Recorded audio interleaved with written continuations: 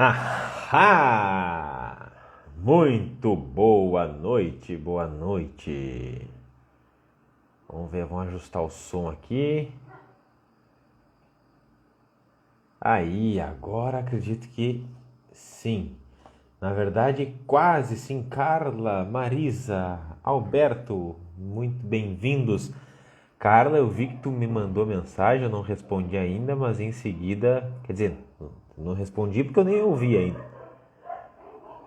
Mas em seguida ouço e retorno. Cristiano já está por aqui também. E ele será o convidado. Convidado não, né? É o estabelecido que irá compor junto a mim e junto a vocês o nosso encontro de hoje para mais uma meditação. Arro, arro, fraternidade, que assim seja. Fraternidade espalhada aos quatro cantos, não só do mundo, né? Porque o mundo ele não tem canto, né? Mas aos recônditos todos do universo. E hoje o nosso tema tá pra lá de especial, né? O Cristiano sempre nos presenteia com esses temas maravilhosos. Poucas vezes foi eu quem escolhi o tema. Sempre alguém sugere e o outro acolhe. Até hoje, eu não sei em qual edição nós estamos, mas até hoje não houve nenhuma sugestão que foi refutada. Mas muito bem. Cristiano, estou lhe esperando. Como é que eu faço? Você não tem pedidos para participar. Vamos convidar para participar. Cadê? Ah, aqui está o Cristiano. Logo, logo, vem pra cá, vem pra cá. Oi! Olá, Arro! arro, saudações infinitas de alegria bonita. Que Arro. beleza, que beleza. Deixa eu arrumar aqui minha câmera. Aí! Você tá bem? Muito bem-vindo, querido Cristiano. Gratidão infinita, sempre uma honra estar aqui e, claro, juntando os sorrisos, né, dos lábios da alma, do espírito do universo, a gente está aqui para uma linda dança de autoconhecimento, uma dança entrelaçada de almas em busca de sentido. E hoje o tema tá uma coisa linda. Que alegria dar continuidade enquanto agora na minha janela aqui eu vejo as nuvens cedendo espaço para a luminosidade da lua e ela retornando em seguida a se esconder por detrás das nuvens. Então ela vem nos brindar aqui nesse início de live, pelo menos na minha perspectiva, são bons augúrios para as nossas conversas de hoje. E dando continuidade, a gente ficou uma semana ou duas sem realizar por aqui. E agora vamos de vento em polpa nesse início de fim de ano, né? Ciclos dentro de ciclos. Perfeito, exato. E hoje com um tema muito belo que estava comentando aqui pro pessoal que tu sugeristes e carinhosamente foi acolhido, que é para além. Para além do quê? Para além das miragens, para além daquilo que a gente vai debater hoje também, tudo que a gente vai além. E vamos além como? Através da meditação, através da magia, através também da mediunidade. Ah, vamos desmistificar um pouco tudo isso para ir além também da miragem que se tem sobre esses assuntos todos. Mas, como de costume para nós darmos início à meditação, esta palavra um tanto quanto confusa, que o Cristiano agora tem a palavra para nos explicar tudo isso. Gratidão, querido Hélio. Sempre uma honra estar aqui, estar contigo, estar com cada um de vocês. Bem-vindos a todos nessa jornada chamada meditação. Uma palavra misteriosa que você ainda não encontrará nos dicionários, mas o projeto é que o Aurélio inclua ela em algum momento. Mas vamos incluir no nosso vocabulário da alma, porque essa palavra é uma palavra cujo sentido é criado para potencializar o sentido do que nós estamos fazendo aqui. Meditação. Medi significa o caminho do meio, a justa medida que nos permite progredir em direção àquilo que somos de verdade.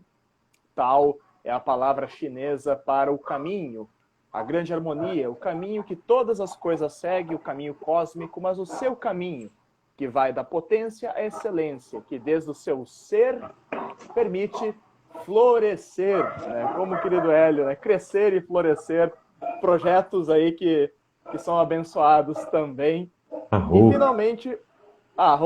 E finalmente o são, verbo ser no coletivo, eu sou, você é, nós somos, mas também significa estar sadio, saudável, estar são.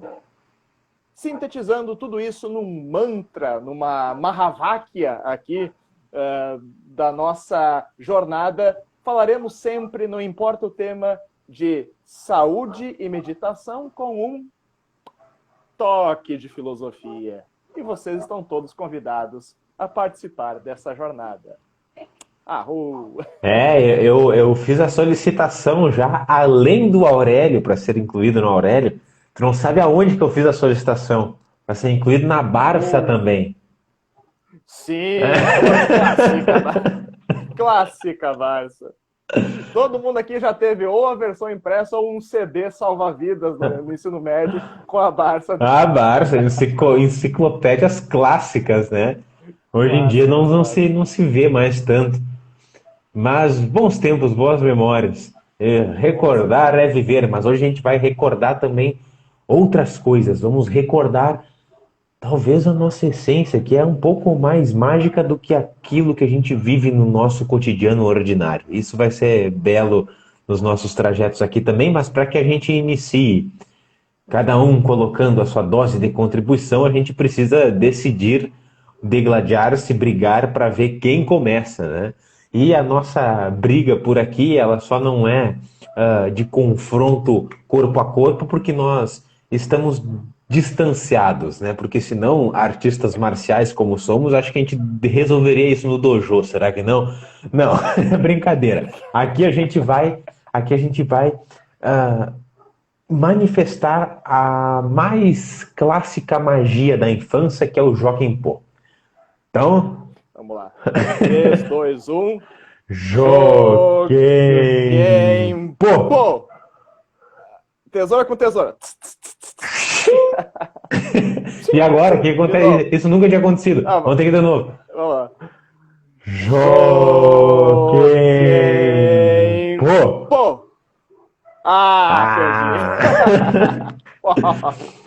Insistir, ganhamos, insistir e persistir. Né? Eu mantenho a minha arma tradicional aqui, uma hora ela funciona. Claro.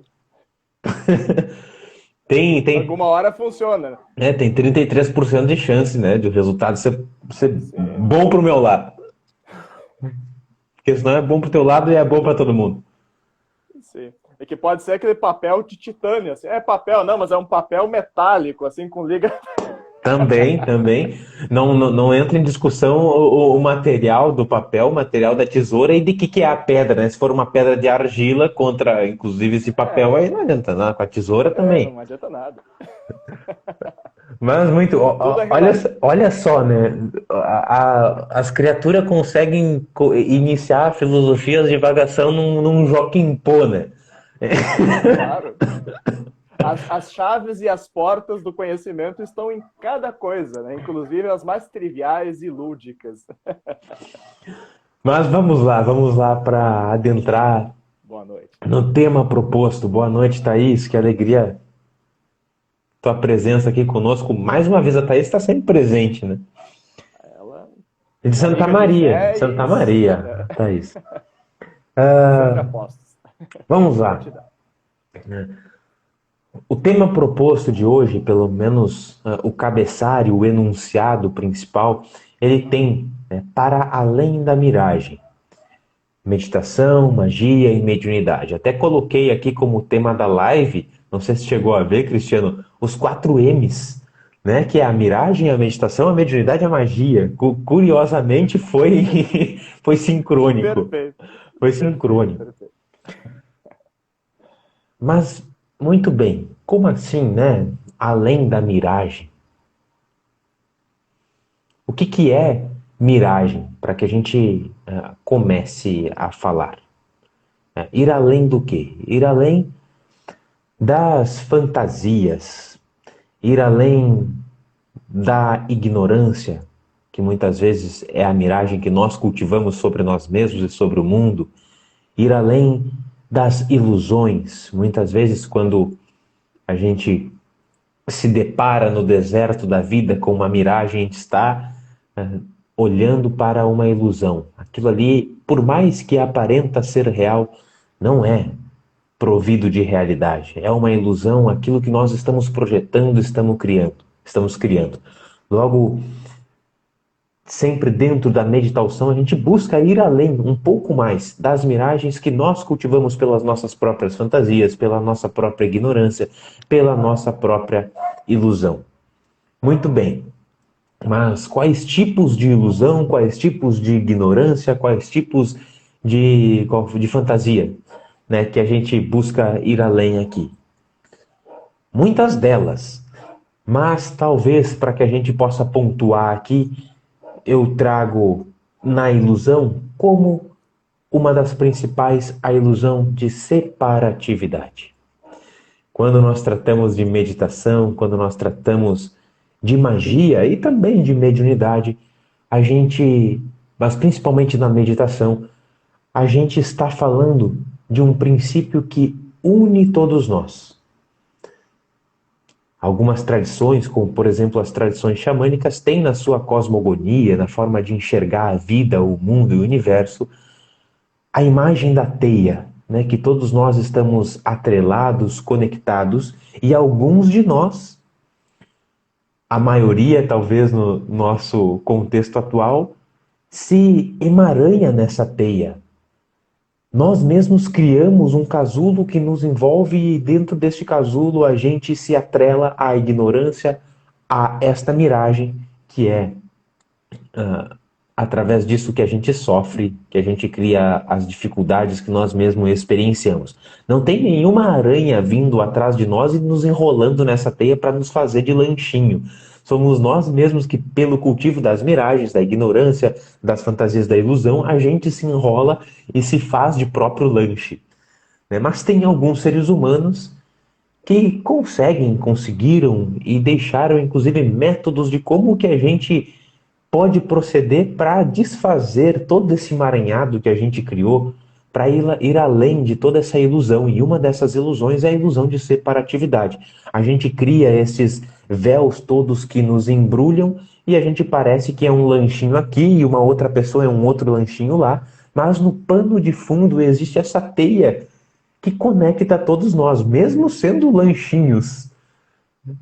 Mas quando a gente se desenrola, a gente tem a clareza e percebe que essa teia abarca tudo e todos e está sustentando todos nós. Uma imagem aqui que pode ser trazido e que algumas tradições, como por exemplo o budismo, não mais a xamânica, traz, é a própria imagem do céu. O céu límpido, claro, azul, ele se estende daqui onde eu estou, em Florianópolis, até Santa Maria, no Rio Grande do Sul, onde o Cristiano está, até onde vocês estão nas suas respectivas cidades, até o outro lado do mundo. É o mesmo céu para todos nós.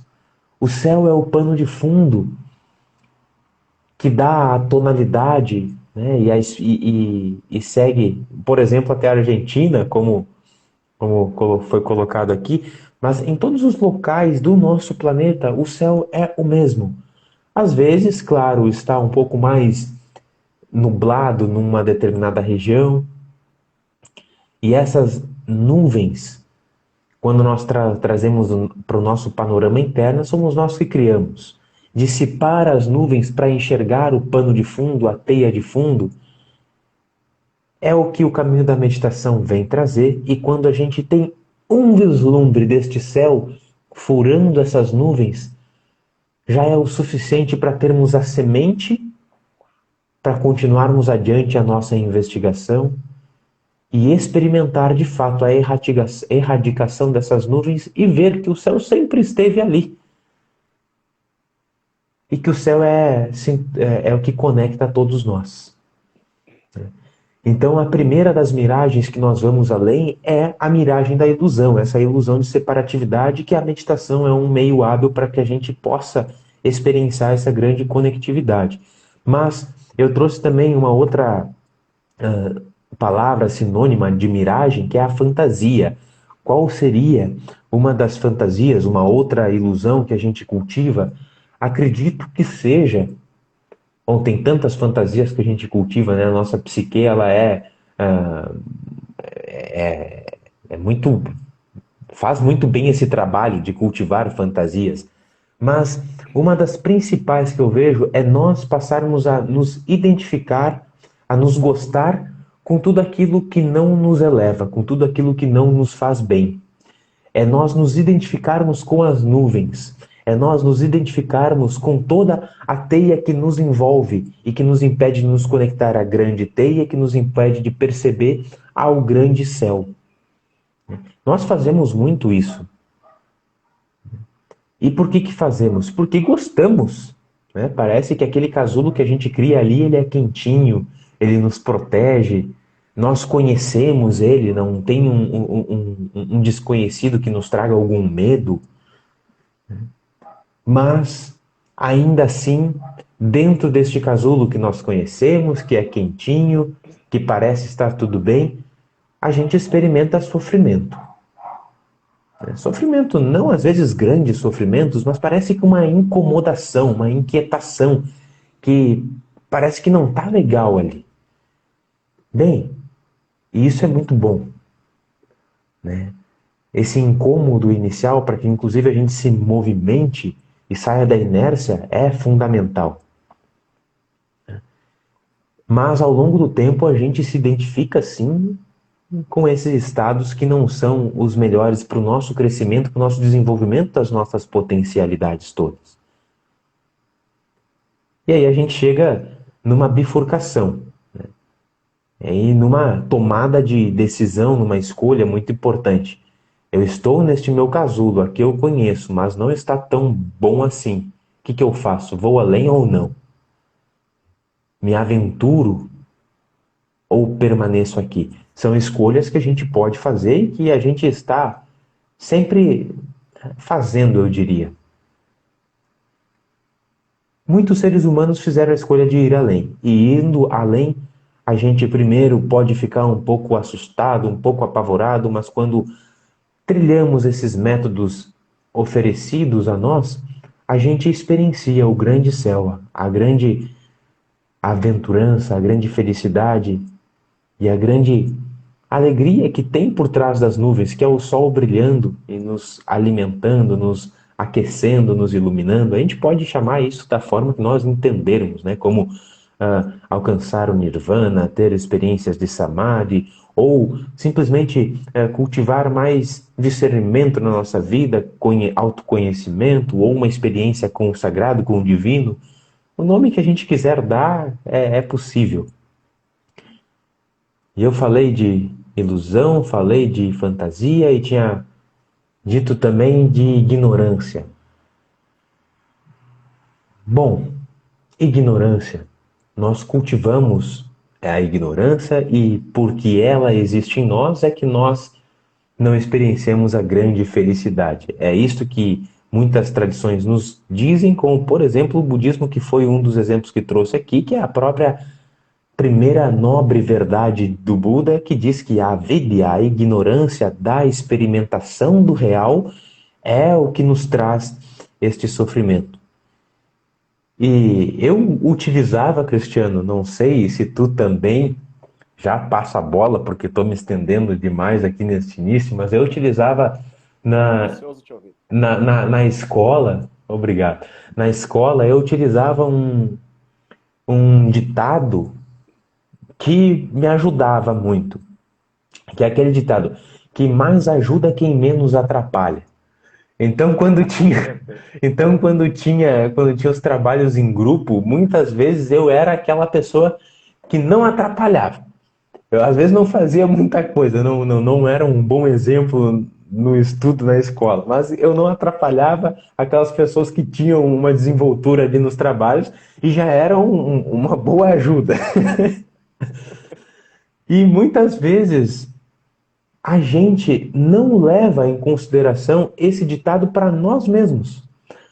Às vezes nós, além de nos identificarmos com, não nos identificarmos com aquilo que não nos eleva, a gente se identifica com o que nos faz mal. E aí, em vez de nós não atrapalharmos a nossa consciência, o nosso desenvolvimento, a gente ainda, ou melhor, a gente além de não ajudar o nosso desenvolvimento, a nossa consciência, a gente ainda atrapalha. E essa eu vejo que é a maior de todas as ignorâncias. É a gente se identificar com aquilo que não é produtivo, não é saudável para nós e continuarmos naqueles hábitos, naquelas escolhas, naquelas condutas. É um auto-boicote profundo que a gente faz com a gente mesmo, porque nos identificamos, a gente gosta desse quentinho. Pode estar uma merda, pode estar ruim ali, mas a gente continua com aquelas escolhas, né? E o que que é isso? O que é isso se não é uma ignorância? Né? A gente, às vezes, observa um animal, né, que ele vai tentar comer algo que está para além da cerca e toma, por exemplo, um choque que tem nessa cerca. E ele parece que não aprende, porque a grama está bonita do outro lado e ele vai lá e tenta comer e toma um choque de novo e repete essa experiência e toma um choque e parece que não aprende. E a gente, nossa, mas é um ignorante. Mas muitas vezes nós só fazemos a mesma coisa com a gente mesmo. Nós fazemos pior, às vezes. Às vezes a gente faz pior. A gente se enrola na cerca elétrica e dorme tomando choque.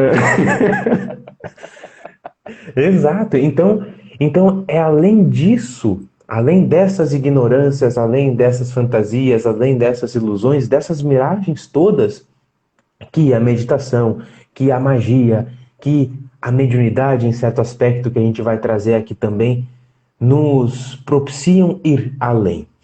Então, colocadas essas questões que são as miragens, pelo menos do meu ponto de vista, que a gente visa transgredir, eu passo a palavra para não me estender muito mais, depois contribuo com o que mais for possível. Querido Hélio, maravilhosas as colocações. Assine embaixo com caneta de ouro, assim, bato palmas, concordo plenamente com cada uma delas. E é interessante esse tema. Esse tema nos toca mais do que a gente imagina. Inclusive, o exemplo da cerca elétrica foi ótimo. Assim. Só que o animal ainda recua com o choque. O ser humano tem uma maneira de desenvolver um sadomasoquismo ali e passa a gostar de tomar choque, porque a nossa complexidade psíquica permite amar a miragem, mesmo que seja dolorosa. Então, esse é um ponto a se explorar também. Mas antes de eu começar no tema aqui, gostaria de agradecer a cada um de vocês que estão presentes, os que vieram, os que estão, os que virão assistir, né? Nós estamos aqui por vocês, para vocês, com muito amor e carinho. Então, se vocês estiverem curtindo ali, né, tem um coraçãozinho, cliquem muito nesse coração virtual, a gente sente cada clicada no nosso peito aqui, entre os mamilos, aqui bem no coração, a gente fica empolgadíssimo com cada cutucada e também com cada energia que vocês enviam. Tem um aviãozinho aqui bonito, um origami lindinho. Se vocês enviarem esse aviãozinho para alguém que vocês acham que vai gostar de ouvir sobre esse tema, que precisa ouvir sobre esse tema, compartilhe, envie, espalhe a palavra do bem, a palavra do bem filosófica, né, que não é Bíblia no sovaco, mas é questão no coração. E, finalmente, tem um balãozinho, falando em questão, tem um balãozinho aqui com uma interrogação dentro. Se você tiver uma pergunta, você pode até digitar no comentário, mas se você digitar dentro do balão, ela vai ser destacada e nós vamos conseguir, né, responder de maneira mais clara, ou mande um direct que a gente responde também. E gratidão, Thaís, gratidão, Flor, gratidão, querido Rafael, Rainer, gratidão a todos vocês, Gabriel está aqui também, né, tem 3 Rafaels aqui, um abraço para todos os Rafas ali também, cada um de vocês. E agora vamos ao tema. Miragem, mirar, significa algo que nos prende o olhar ou algo que o olhar produz. Então é algo que cativa o olhar, envolve o olhar, ou o olhar mesmo produz. E esse mirar, que se perde, que viaja em mirações ou se perde em miragens, esse olhar ele tem 2 funções integradas. Vamos começar por ali. O olho não é apenas visor. O olho não é apenas algo que capta a realidade, mas ele é também projetor, ele projeta realidades. Nós somos um aparelho holográfico e nós, ao mesmo tempo, participamos do holograma. Ou, como diria um filósofo chamado Maurice Merleau-Ponty, que na verdade recita Antonin Artaud e Paul Valéry, esses três usaram a mesma frase, né? Antonin Artaud, grande teatrólogo, dramaturgo, Paul Valéry, grande poeta e filósofo, e Merleau-Ponty trabalhavam com a ideia da sensibilidade da percepção como algo que tem uma função passiva e ativa. Sentir, perceber não é apenas captar algo, mas é já colocar intencionalmente parte de nós na paisagem que estamos vendo. E o exemplo que o Merleau-Ponty traz é o seguinte: imagine que você é um pintor que está concentrado pintando o seu quadro e de repente ele se dá conta que ele está dentro do quadro que ele está pintando. Que ele é ao mesmo tempo o pintor e a pintura, que ele participa da pintura. Que ele coloca os pés para pintar, ele coloca os pés na paisagem que ele está pintando. E aí essa dinâmica de ovo ou galinha, né, se estende inclusive para todos os níveis da nossa existência. O quanto somos criadores e criaturas dos processos pelos quais nós nos percebemos e percebemos o mundo. E essa é uma questão filosófica muito antiga. Eu mencionei 3 sujeitos aqui do século XX, mas essa questão é trazida há 3, 4, 5 mil anos, assim, no mínimo, em muitas tradições. Então, o olhar, que coisa sacana que é o olhar. O olhar, ele consegue criar coisas novas, mas ele consegue se perder em coisas velhas também. O olhar pode esquecer do seu poder criativo, e então ele acha que tudo está dado fora dele, independente dele. Mas ele também pode abusar do poder criativo e achar que ele criou tudo que existe e não há nada além do que ele pode imaginar ou conceber, como se esgotasse todas as possibilidades. E esses são 2 tipos de ilusões.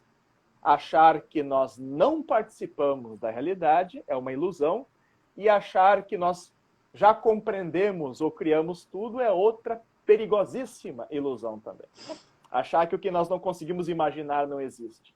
Nossa imaginação é uma coisinha pequena, como se diz na minha terra, já vou pedir desculpa, é um coisinho de cachorro, é uma coisinha assim de nada.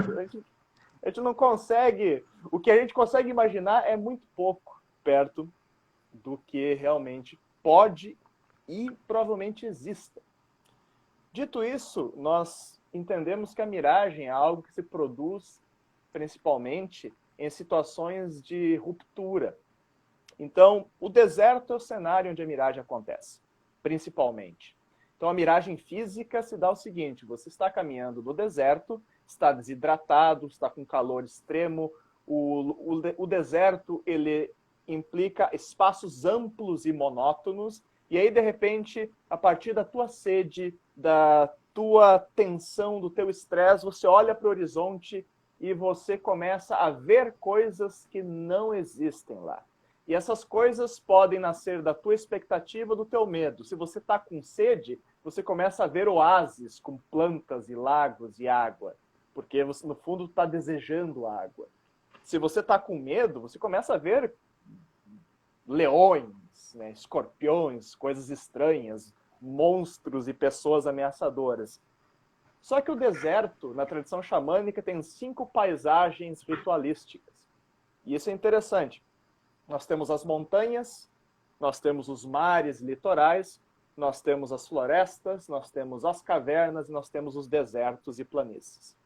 Essas 5 paisagens externas, elas nos ajudam a entender as paisagens da alma. Então, se você está, por exemplo, na montanha você precisa escalar. Então, tua vista é bem limitada se você olhar para o que tu tem que enfrentar para subir uma montanha. Tu tem que agarrar em rochas, percorrer caminhos estreitos. Qualquer passo em falso pode ser uma queda fatal, mas quando você chega no topo, a sua visão se amplia e a paisagem outrora oculta se revela plena. Então a montanha tem um ensinamento de que enquanto caminhamos, nós percebemos coisas parcialmente, mas conforme elevamos a nossa percepção, ultrapassando cada desconforto e cada zona de conforto. De desconforto e desconforto elevamos o nosso olhar. Então a montanha nos ensina que todos nós temos uma visão parcial, um mirar parcial sobre a realidade, Só que esse olhar consegue se ampliar conforme nós escalamos os muros que nos separam da realidade. Conforme nós escalamos as ilusões de separação, os medos e os apegos. Então esse é o ensinamento da montanha. Qual é o ensinamento do mar? O ensinamento do mar é o ritmo. Então, o ir e vir das ondas, a liminariedade entre a praia e o mar, quando a maré sobe e desce, nós temos esse movimento, nós entendemos que há um contínuo movimento. E o nosso olhar dança nesse ir e vir. E aí nós percebemos que a nossa compreensão e visão do mundo não é estática, ela vem de ritmos. E que há um mistério naquela amplidão. Que para você entender o mar, você tem que mirar e mergulhar no imenso. Qual é o ensinamento da floresta? A floresta também engana o nosso olhar.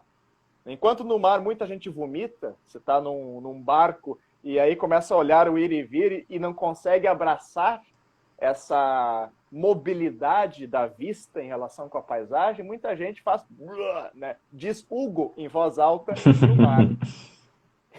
Não tem como ficar rígido no mar. Né? Não tem como ficar rígido. Se tu tenta, pior é. Você sabe, quanto mais tu tentar se firmar no mar, mais a chance de tu ficar tonto e ter enjoo, etc. Cristiano, vou fazer só um parênteses aqui, antes de tu seguir na floresta. Essa questão dos ensinamentos do ritmo do mar, tem uma história do... eu considero ele meu avô, mas é o pai da minha irmã, né, que é por parte de mãe apenas. Quando meu avô foi apresentado ao mar pela primeira vez, ele era um homem que trabalhava no interior, nas fazendas, nas roças, como um capataz. Então, um homem bastante chucro, né, mas muito sensível no trato com a natureza, assim, porque a vida dele era em meio a essa natureza. E quando foi apresentado ele para o mar, perguntaram: e aí, vô, o que tu acha do mar? Ele: olha, muito bonito, pena que muito repetitivo.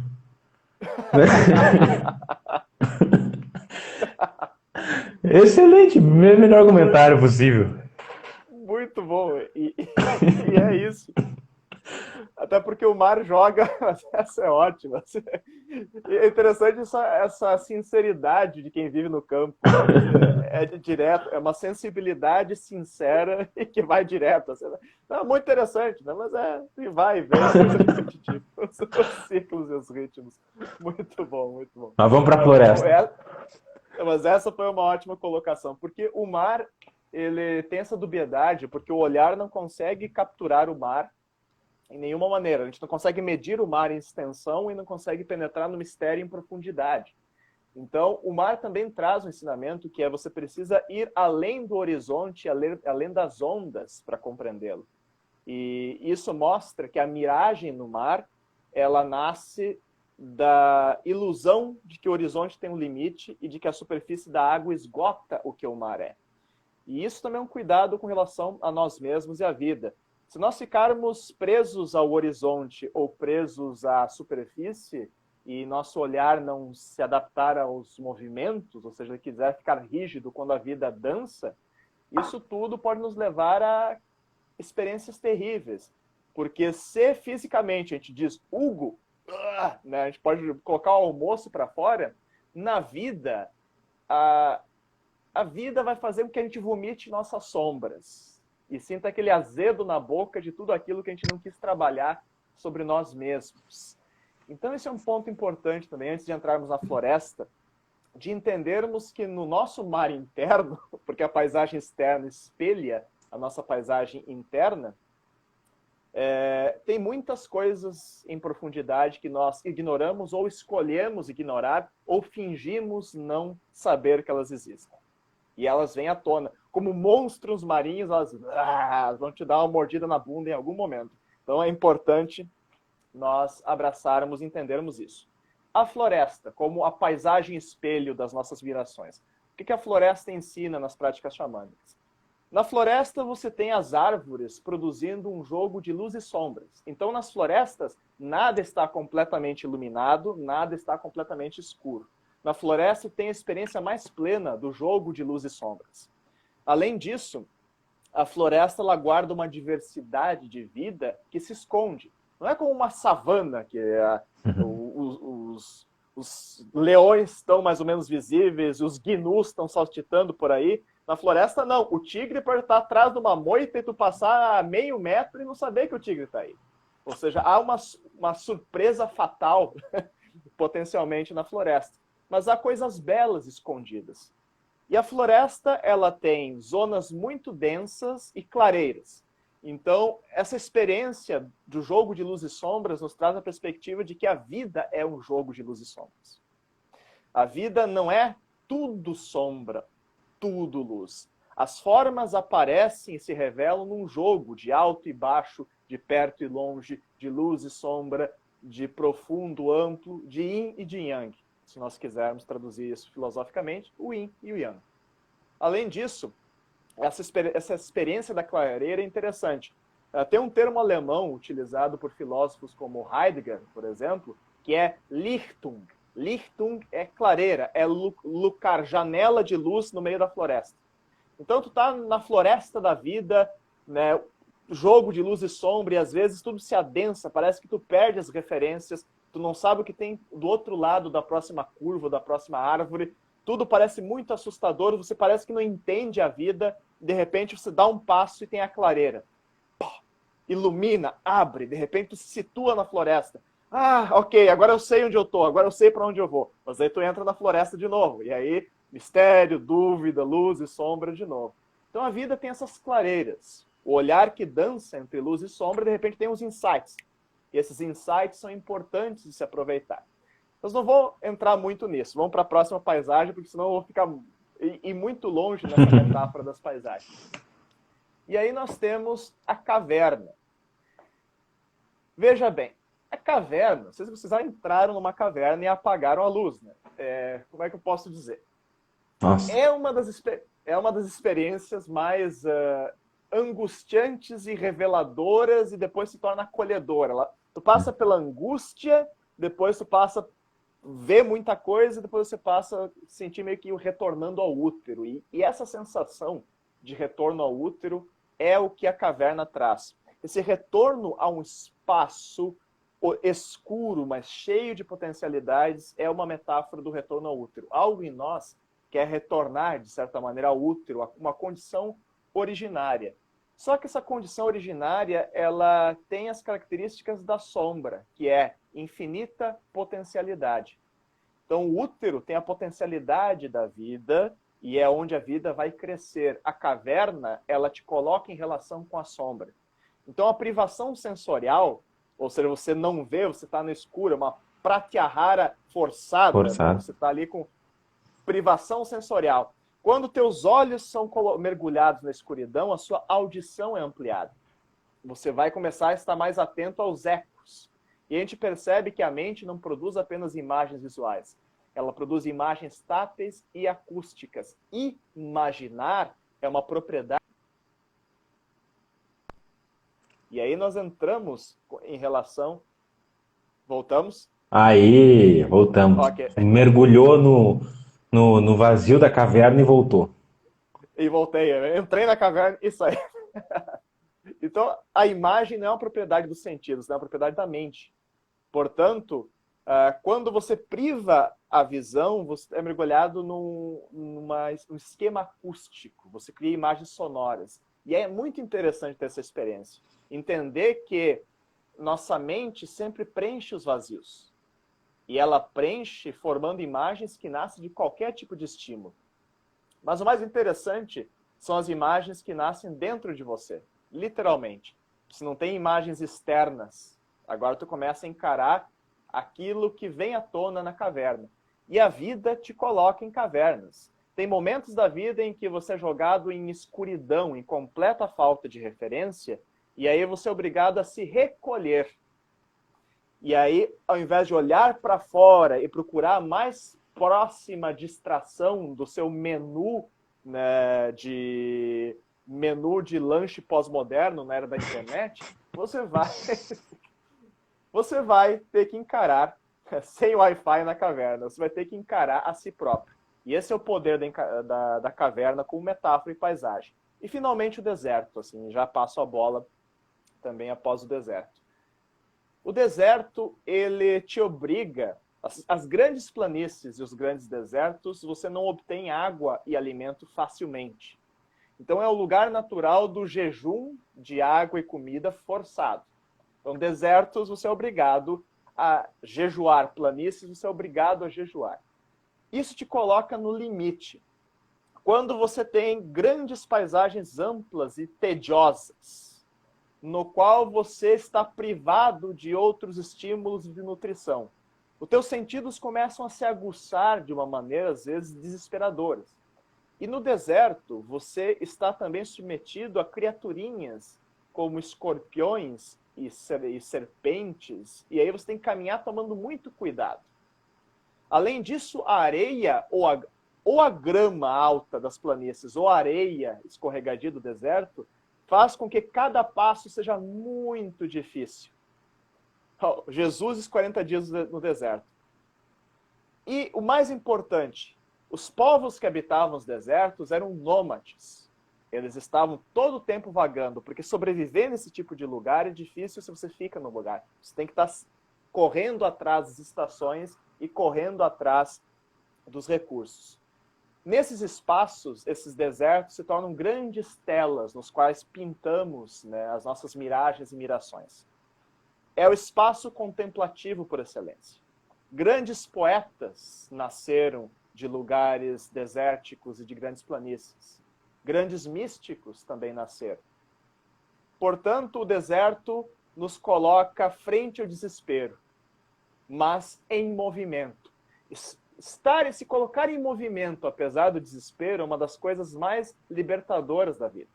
Então, quando tu vê o desespero, mas vê que por trás dele tem algo a descobrir, uma voz te chama, algo novo pode nascer, para além das ilusões que o medo gera, você percebe inspirações e possibilidades, isso é um grande aprendizado para a vida. Portanto, quando falamos de ir para além das miragens, é entendermos que a relação do andarilho e da paisagem é íntima. As paisagens fora de nós espelham momentos e paisagens dentro de nós. Por isso que no xamanismo essas 5 grandes paisagens são percorridas em geral nas iniciações. Tem linhas iniciáticas que você vai percorrer todas elas. Passar um tempo na montanha, um tempo no mar, um tempo na floresta, um tempo na caverna e um tempo no deserto para tu ter essas experiências.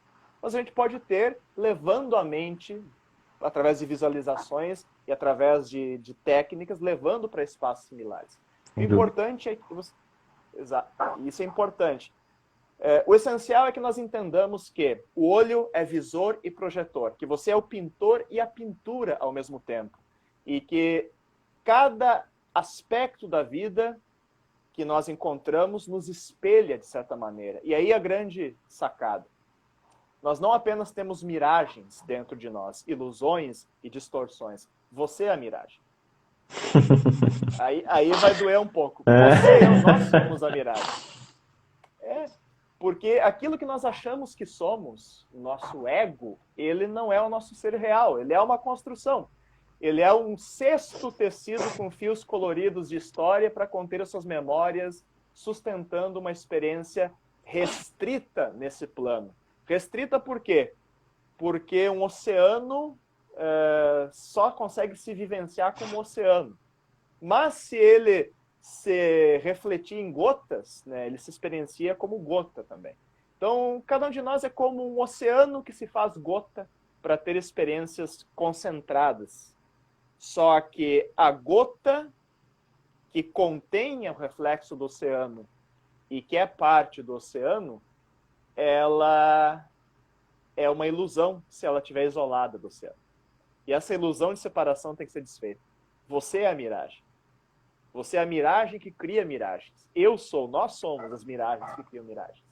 Ir para além da miragem é ir para além do seu ego. E aí está a coisa mais desafiadora do mundo e mais importante. Passo a palavra, desculpa pela extensão.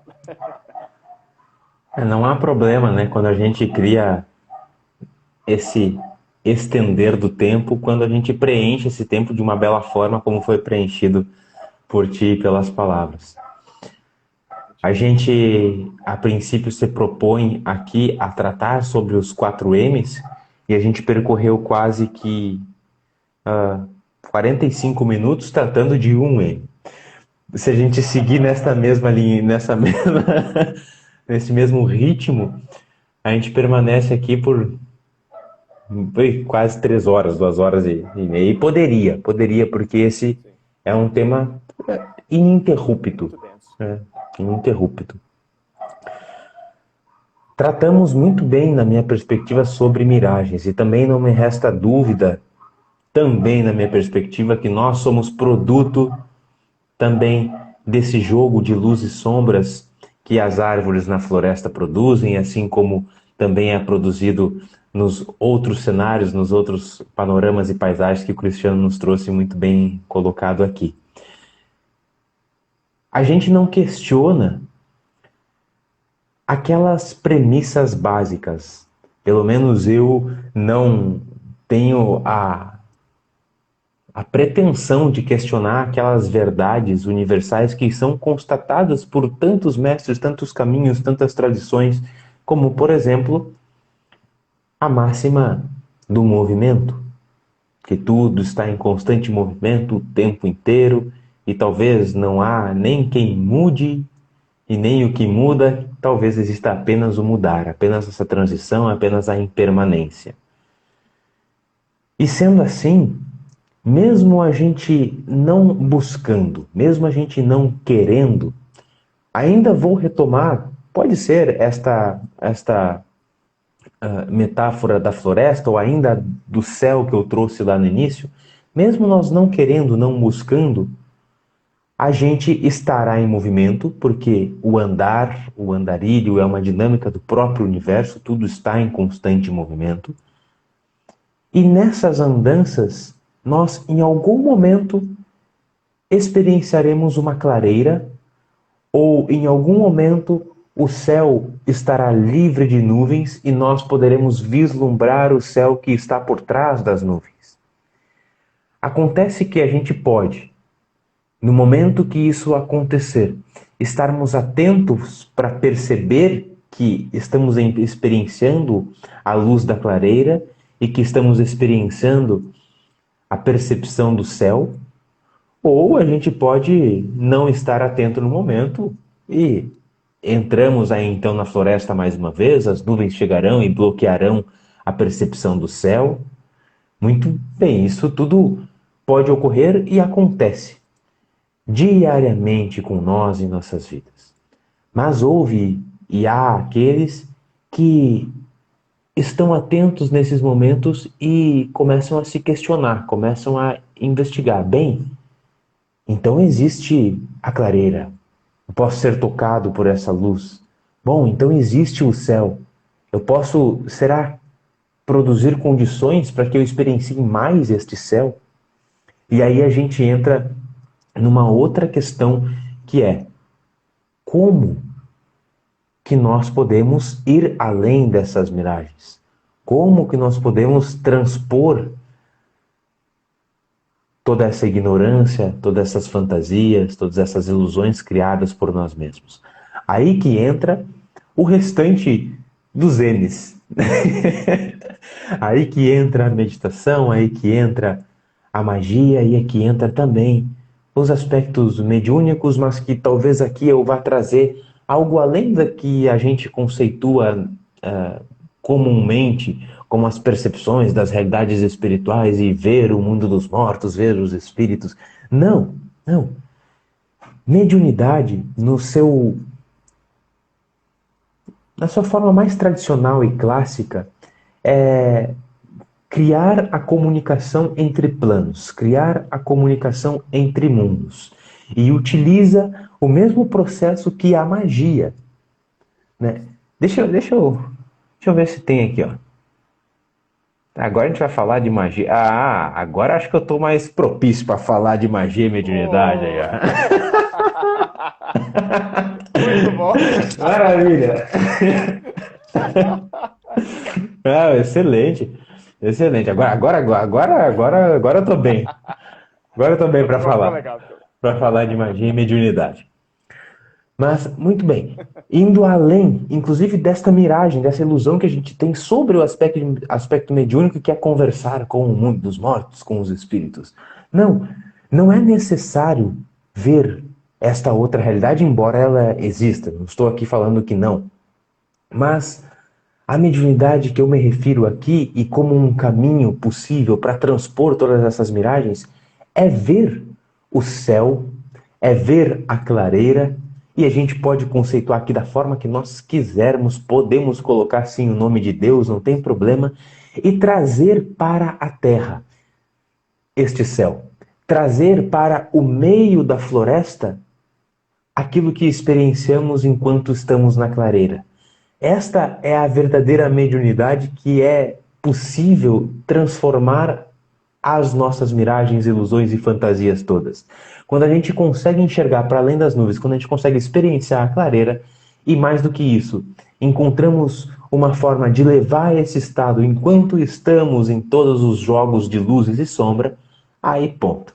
Aí a mediunidade se torna uma ferramenta para que a gente trilhe todo o nosso caminho de crescimento e de manifestação da nossa potencialidade máxima. E a magia, representada aqui por esta vestimenta, ela também rompe a fantasia. Mas como assim, né? Ora a magia romper a fantasia. Às vezes a gente tem nos filmes que a magia ela cria a fantasia, cria esse mundo mágico, o mundo mágico da fantasia, inclusive. Então, como é que a magia vai romper a fantasia? Sim, ela rompe porque magia é alquimia. E alquimia e magia é transformação. Essencialmente é transformação. Portanto, quando a gente utiliza esse processo para transformar as nossas identificações, a magia ela rompe as fantasias. Porque a gente pode, enquanto estamos nos jogos de luz e sombras, criar um processo mágico, alquímico de transformação da nossa consciência que mesmo estando nos jogos de luz e sombra, a gente não se identifica mais com aquilo. A gente se identifica com aquilo que paira para além, com o sol que brilha para além da floresta, com o sol que brilha para além das nuvens. Então a magia, ela é sim uma das ferramentas de transformação do nosso ser e que rompe toda essa ignorância, todos esses véus que são as miragens todas que a gente colocou, e principalmente a miragem de nós mesmos, né? Como o Cristiano trouxe, que nós somos a própria miragem, e da mesma forma a meditação. Eu vou abreviar aqui um pouco também para não estendermos tanto e cumprirmos mais ou menos com aquela hora que a gente se propõe, mas falei sobre a mediunidade, a magia, agora a meditação também. E nas meditações, a gente sempre trata de meditação. Então, talvez eu abrevie ela aqui em detrimento das demais, mas ela também rompe a ignorância e rompe a ilusão. Porque a meditação é um treino sistemático de não criar identificação e de experienciar, de vivenciar.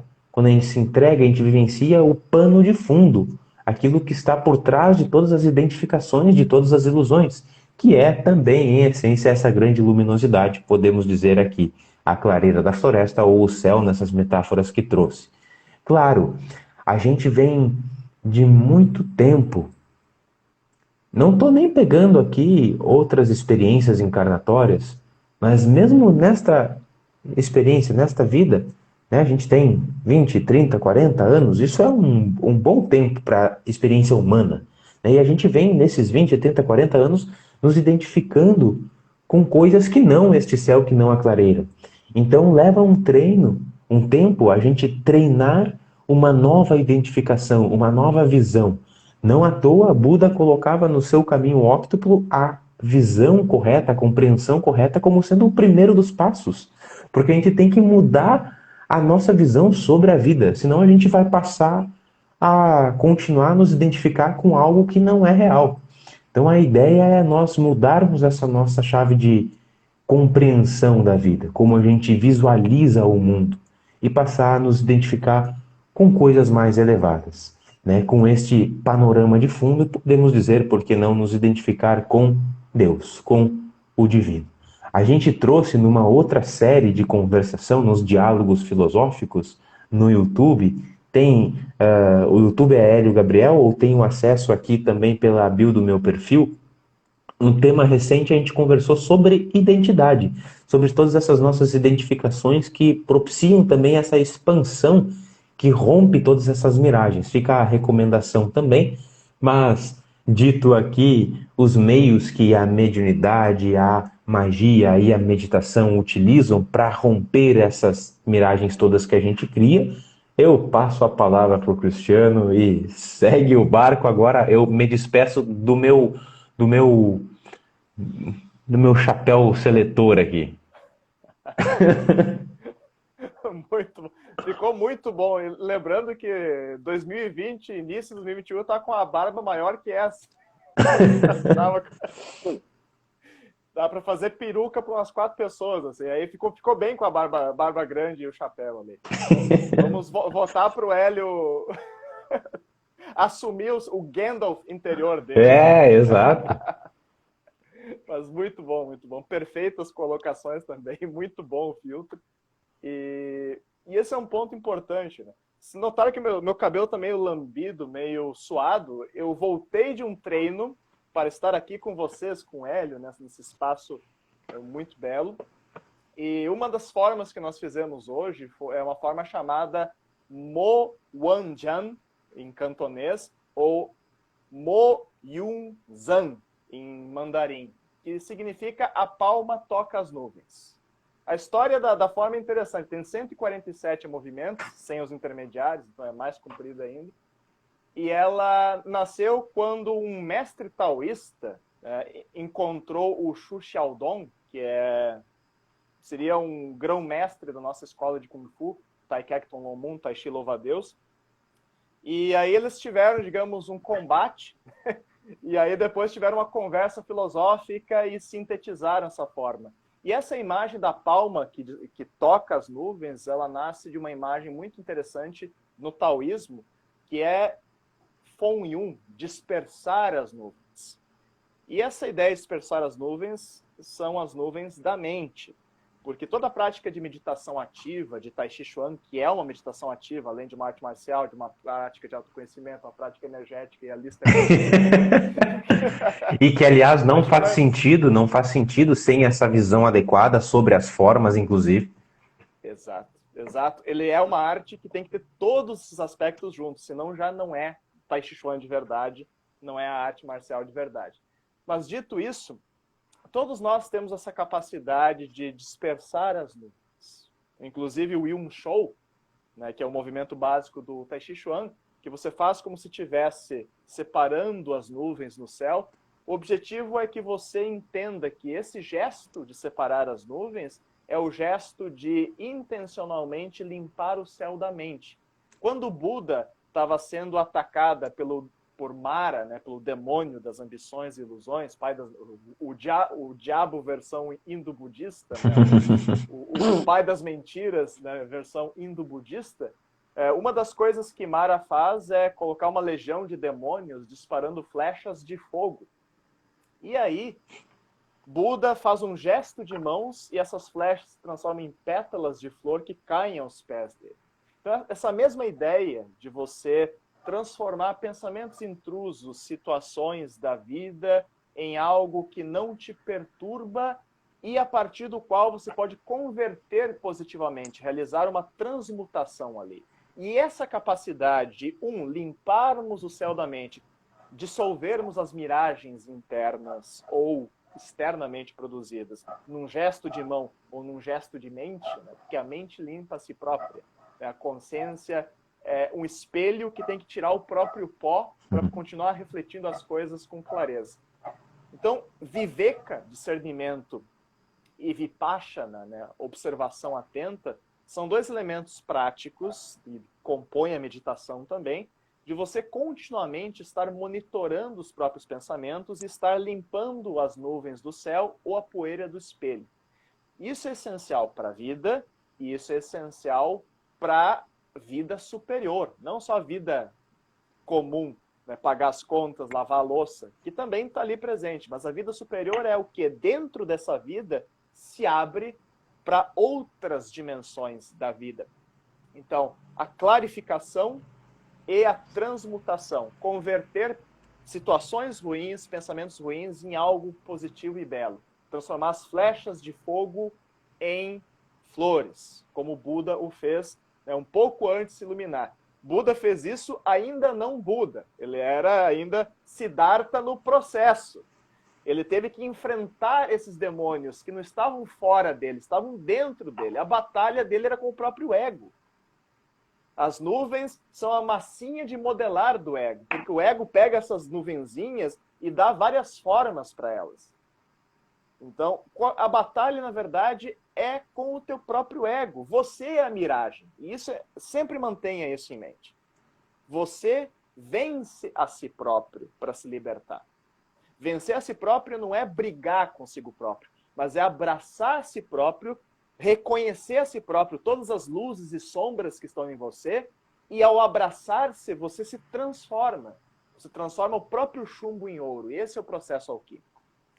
Dito isso, a própria arte marcial, mencionamos o Tai Chi Chuan, foi de gratidão, né? Aliás, lembrando, quem tiver perguntas, gratidão a todas as colocações e comentários. Assim, eu estava lendo de maneira dinâmica e absorvendo. Eu sei que teve uma ou duas perguntas que não consegui passar de volta. Quem quiser fazer as perguntas, tem um balãozinho aqui com uma interrogação. Se você escrever, clicar, abre uma janela, clicar. O Didi Mocó baixou de repente, né? Dá a clicada aí no... Você clicar, vai abrir e as questões vão ficar em destaque. Então, vai ser mais fácil para a gente ler e responder. Dito isso, vamos entrar no que nós chamamos de processo mediúnico e mágico associado à meditação. A meditação, ela trabalha com essa clarificação, com o centramento, com a capacidade de observar, absorver, transmutar e guiar a realidade interna, de modo que você consiga se perceber como unidade sem se fechar para a unidade maior da qual você faz parte. Mas o que é mediunidade e magia? Mediunidade é um termo muito recente, né? Mediumship, mediunitas, mas do latim, medium significa literalmente estar no meio, ser ponte, fazer a ligação, a transição entre duas coisas. Mediunidade, ela pode ser entendida como a capacidade extrasensorial ou criptestésica, ó, as palavras difíceis aqui, que nos dá acesso a outras dimensões da realidade quando nós acordamos dimensões internas. Porque o estado de consciência e a função de realidade são equivalentes. Então, em certos estados de consciência, você acessa certos níveis de realidade numa função de significado. Então, se eu altero o meu estado de consciência, eu acesso outros níveis de realidade e uma nova função de significado nasce. Ou seja, eu extraio e dou significado de novas maneiras, porque eu vivo mais coisas sob novos ângulos. Dito isso, mediunidade é novas capacidades de perceber e sentir além do estado normal. Por isso é criptestesia. Literalmente é sentir de maneira estranha. Criptos é estranho, estesia é sensibilidade. Mediunidade é uma criptestesia. É uma maneira diferente de você sentir a realidade que sempre teve ali. Se você vê espírito, o espírito não nasceu no momento em que tu começou a ver. Ele estava dando banda aí faz tempo. Quando você passou a ver a entidade, ou o ser, ou a energia, ela passou a existir para você dentro do teu espectro de consciência. Mas ela já existia ali, segundo o próprio espectro de consciência, segundo a energia, o campo que ela possuía. Mediunidade é a capacidade de fazer a mediação entre dimensões e mundos. Quem é médium? Todos nós. Todos nós em algum grau. Ah, mas eu não tenho mediunidade. Tu tem. Tu já teve algum calafrio em algum momento entrando em algum lugar. Tu já viu alguma sombra de canto de olho. Tu já sentiu pressão, um ar com a pressão estranha. Você já deve ter visto uma coisa semi-invisível passando como se fosse um uma ondinha de calor. Será que eu vi isso? Não, não devo ter visto. E tu nega e não acolhe o fato de que tu teve uma experiência estranha. E aí, Coisa assim. isso só fazendo um adendo em relação a isso também, isso pegando a mediunidade manifestada a níveis extrasensoriais, mas a nível dos sensos que nós já temos, muitas vezes a gente tem uma ideia e essa ideia é transmutada para uma sensação e essa sensação se transforma num comportamento. Isso já é uma espécie de mediunidade também, porque a gente comunica planos internos de pensamentos, sensações e atos. E isso é um ponto importante, inclusive a Mi estava colocando aqui, evocou inclusive a jornada do herói. Esse processo de autoconhecimento envolve que nós nos abramos para essas realidades maiores. Quanto mais nós nos abrimos para as nossas dimensões internas, mais dimensões externas se tornam disponíveis. Então, uma coisa que vai acontecer durante a prática meditativa é que tu começa a ver coisas, a sentir coisas, a ouvir coisas. Só que você não deve buscar a prática para ter essas visões e coisas. Porque o interessante, e os hindus e budistas puxavam a orelha muito nesse sentido, que é a obtenção de siddhis, de poderes paranormais. E os sábios sempre diziam, vai acontecer, não te apega e não te preocupa com eles. E também não busca eles como objetivo.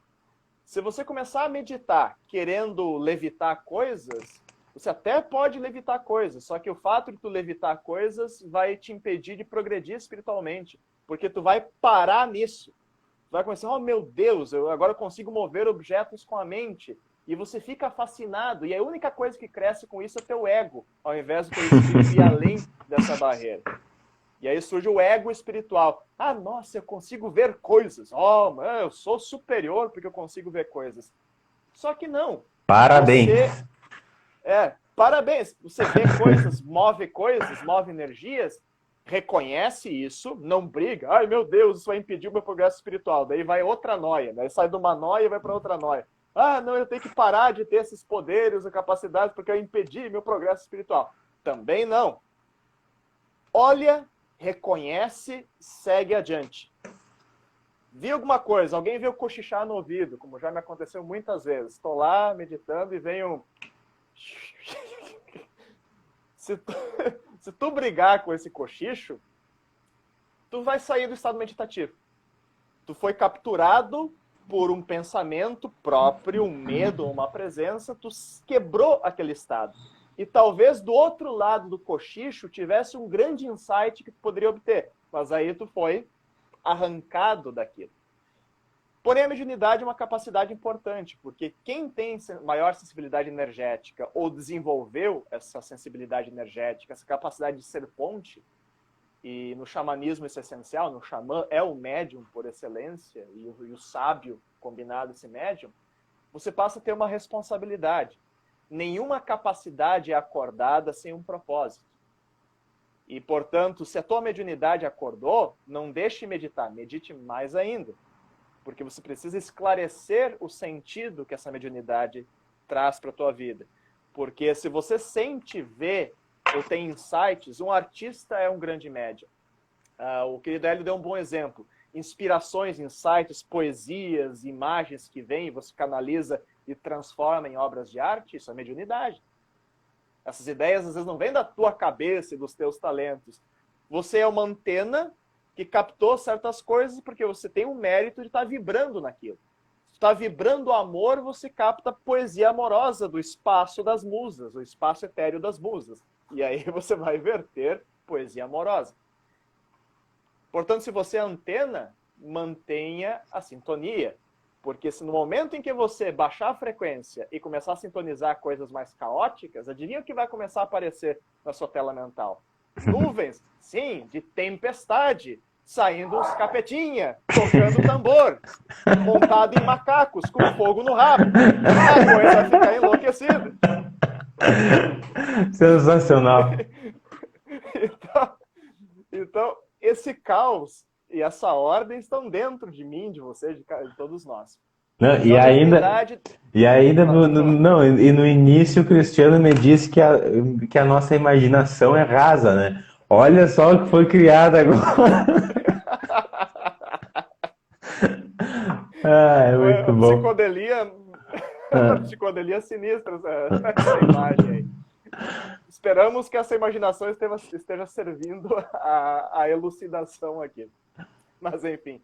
E finalmente, vamos para a magia, para não nos estendermos demasiado. Então, a mediunidade vai surgir em maior ou menor grau com a prática de autoconhecimento e meditação. E outras coisas vão surgir.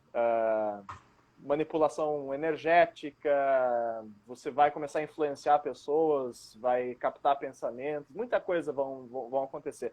Sonhos lúcidos vão aumentar, você vai começar a ter cochicho, enfim, e tá tranquilo. Não briga com isso, não finge que não aconteceu, reconheça, abrace, siga adiante. E se isso surgir forte, descubra o propósito e trabalhe. Porque se você é um médium ativo, você tem um serviço a prestar. Aí encontre um lugar no qual você vai prestar esse serviço. Seja um lugar espiritual, uma casa espírita, um centro xamânico, um lugar... Ou se você é um artista, que seja através das suas obras. Se você é um curador, que seja através da ação de cura, enfim. Tem um serviço a ser prestado. E, finalmente, a magia. A magia também depende da meditação. Porque, de novo, e veja, eu sou adepto de algumas versões de magia de linha taoísta, de linha xamânica e da magia do caos. E não se assustem com o nome magia do caos, que não é... Vou gerar bagunça com a magia. Não, não é isso. A magia do caos é uma escola mágica que nasce na década de 70 e ela é uma metalinguagem da magia. É como você hackeasse a magia. Então, quais são os princípios por trás do processo mágico? O que é o processo mágico e como eu posso criar a minha versão pessoal desses processos para o meu progresso? Então, a magia do caos, ela dá uma hackeada no processo mágico. O que é a magia? O querido Hélio já colocou algumas chaves importantes. A magia é você utilizar, produzir um estado alterado de consciência, utilizar certas chaves simbólicas e certas técnicas para você alterar a realidade, dentro de você. Alterando a realidade dentro de você, você cria um isomorfismo na realidade externa, ou seja, a forma interna ressoa com uma forma externa. E aí você vai começar a gerar uma tendência no universo a atrair ou a criar certas situações ou processos que vão favorecer a tua intenção matriz. Você iniciou um processo mágico com uma certa intenção de manifestação ou uma intenção de cura, de transformação. Portanto, a magia não é nada muito mirabolante. Não necessariamente tu vai, sei lá, bater o cajado e expulsar os dragões subterrâneos, por mais que essa cena do Gandalf é muito legal. You shall not pass. You shall not pass. Muito legal. Grande Gandalf. Não quer dizer que dentro de você não tem que fazer isso várias vezes. Né? Na tua jornada interna, manifestar o seu cajado, espada de luz, e dar umas batidas para expulsar os seus próprios demônios. E isso faz parte do processo mágico. Porém, a magia implica que você treine seu foco, sua vontade, sua concentração e sua energia, alinhando-as para um vetor de manifestação, um vetor de expressão. E aí a meditação é essencial. Por quê? Porque nós fazemos magias inconscientes, que nascem dos nossos medos. E essas são perigosas. Você está a todo momento criando, atraindo coisas que você não quer, mas acontecem por quê?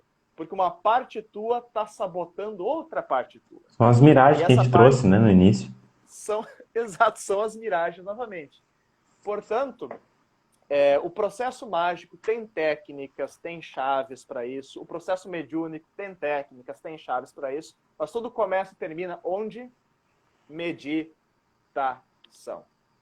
Não há mediunidade avançada sem meditação, não há magia sem meditação e não há autoconhecimento profundo sem algum tipo de meditação envolvida, não importa a tradição. Portanto, medite. Dê um jeito de meditar. Se tem uma coisa a ser trazida aqui é medite, medite, medite. E passa a palavra para o querido Hélio. Para que a gente vá se encaminhando ao nosso fim, eu vou pegar essa orientação que o Cristiano trouxe e levar ela um pouquinho mais adiante.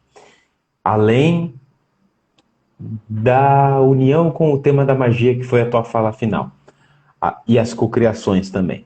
Magia, ela é a cocriação e existe método para isso também. E nós utilizamos a ferramenta da meditação para isso. E existem situações, condições internas e externas, se é que há essa divisão, que facilitam e predispõem uma manifestação mais fácil ou mais ágil.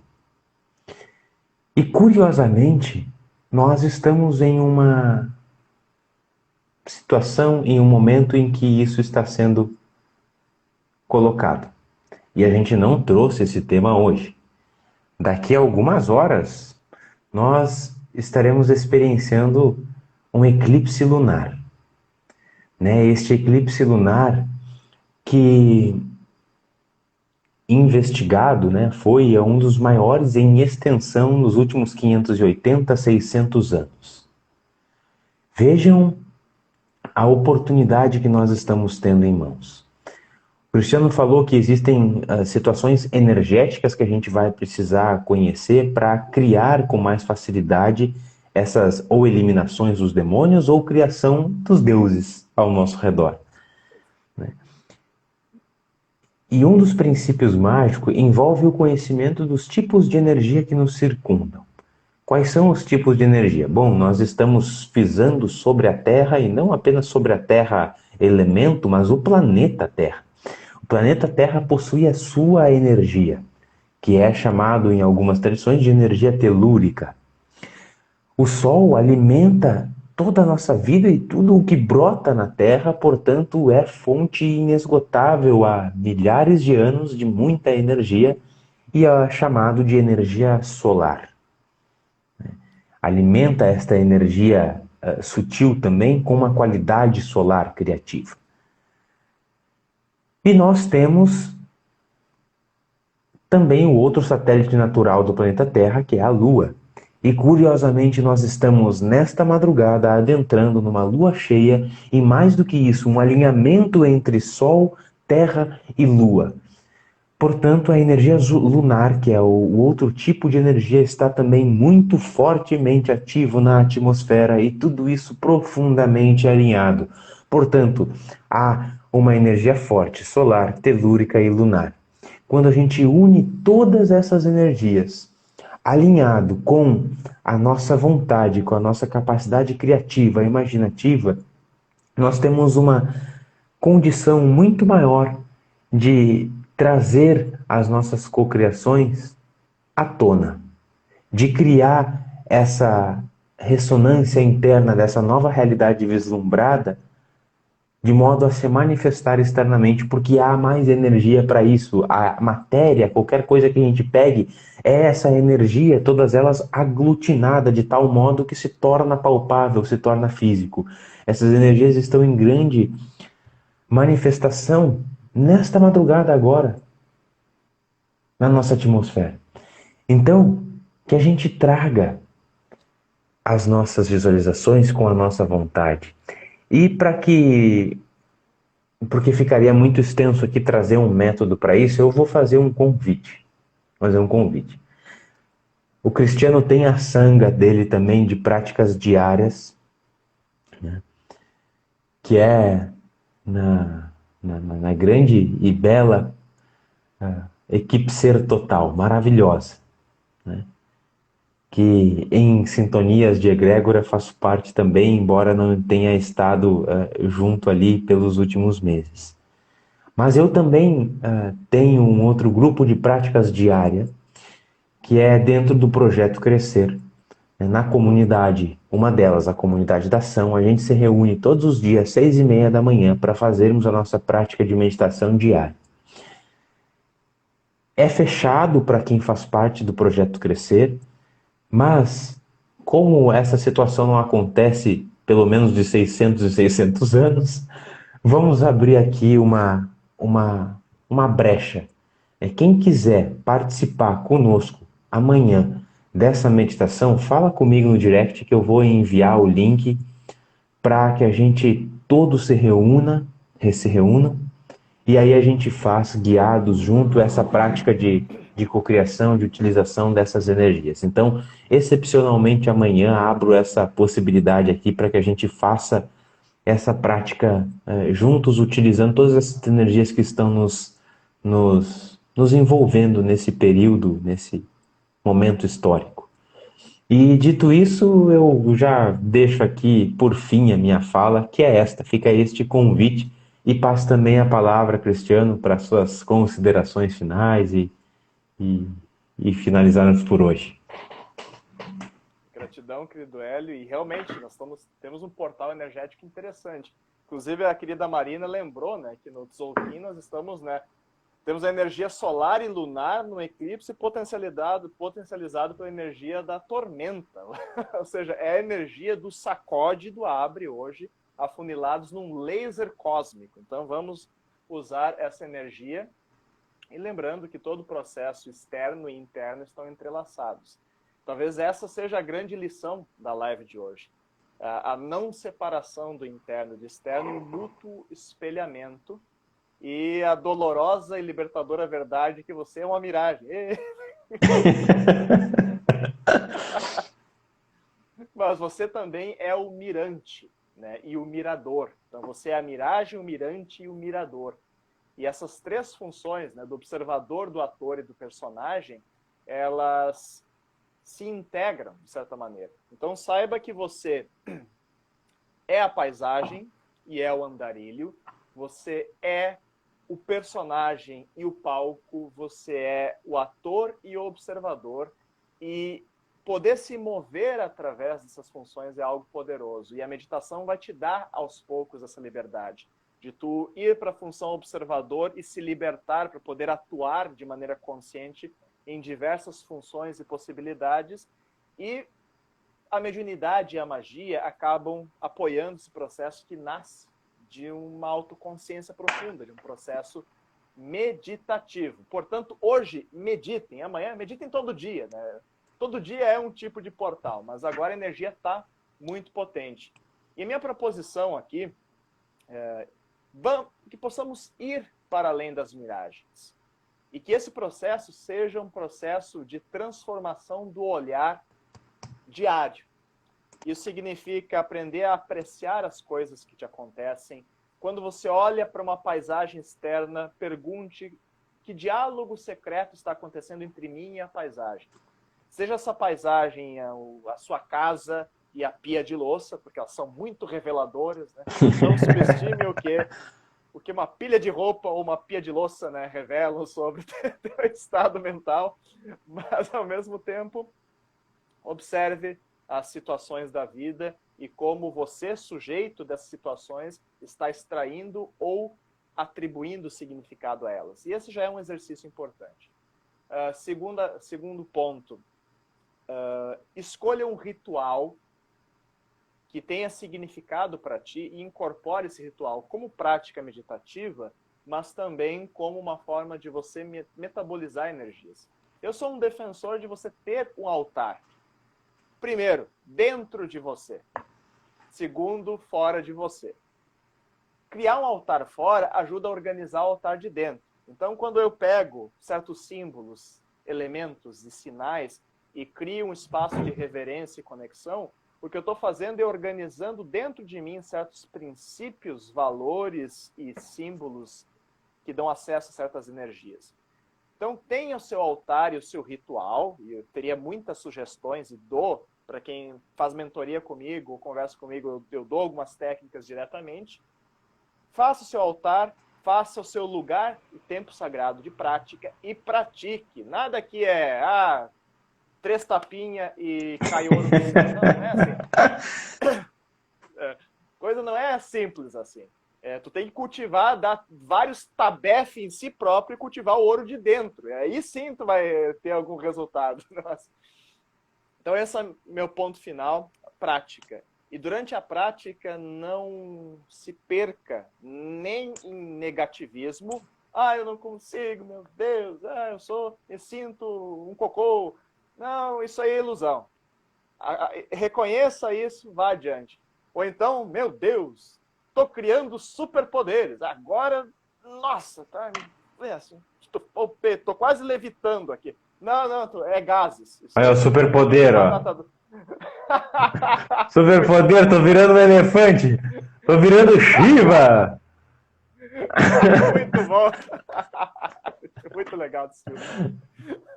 Muito bom. Então, evitar os dois espectros aí e ficar no centro. E é pelo centro que você avança. Não é pela esquerda ou pela direita, pela falta ou pelo excesso. É pelo centro. Meditação. Né? O tal está no meio, no med, para você ficar são. Quem tiver mais interesse, né, em saber mais sobre nossos cursos, processos, e logo mais, eu e o Hélio vamos fazer umas coisas lindas juntinho ali. E Cristiano, para que eu não esqueça, ou melhor, para que eu lembre, eu abri aqui o balãozinho e olha só a pergunta maravilhosa que surgiu.